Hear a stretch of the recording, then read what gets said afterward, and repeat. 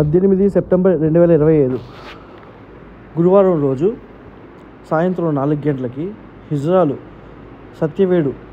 తిరుపతి జిల్లాలోని Satyavedu hello chicken షాప్లోకి వచ్చి బలవంతంగా ఓనర్ లేని టైంలో 1000 రూపాయలు బలవంతంగా అక్కడ పనిచేసే పిల్లోడి దగ్గర నుంచి తీసుకొని వాళ్ళకి డొనేషన్ కావాలని చెప్పేసి, డబ్బులు కావాలని చెప్పేసి 1000 రూపాయలు బలవంతంగా తీసుకొని ఎలా అబ్బాయిని చుట్టుముట్టి చూడండి ఎలా చేస్తున్నారు. ఓనర్ లేని టైంలో పనిచేసే అబ్బాయిని బెదిరించి